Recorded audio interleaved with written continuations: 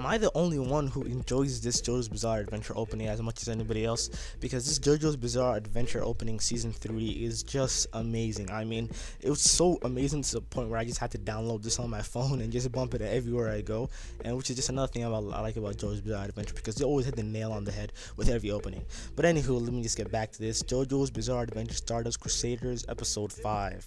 So in this episode, we get our first real fight between Jean-Jacques Polnareff and Abdul, which is basically a French versus Egyptian type of battle, and they're both respected stands, Silver Chariot and Magician's Red.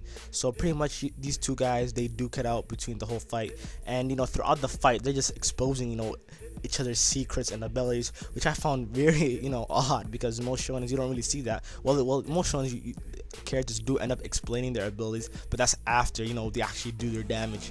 But in this one, they actually explained it before they actually did anything to each other, which symbolized such manlyhood, and the high standards each fighter held amongst each other, and as Abdul said it, chivalry.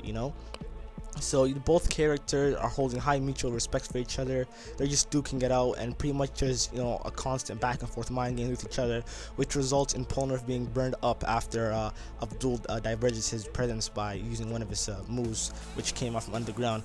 So at the end, Abdul just pulls a bitch ass badass move pretty much, and he throws a knife, and he's like, or dagger actually, and he was like, dude, you're just burning up. If you want to kill yourself, the dagger's right there. And instead of Polnareff throwing it back saying I don't need this, he says, what, I'll just die here to symbolize your victory. And pretty much Abdul instantly notices that this guy's actually a good person, and he saves him, which results in the end Polnareff joining their team. And Polnareff talks to everybody about his past and what he's really after, the murderer who killed his sister. So I find Polnareff a very intriguing character. What he brings to the table, I think, is actually a more comical side, as we've seen towards the end of the episode. He was just smacking on those chicks.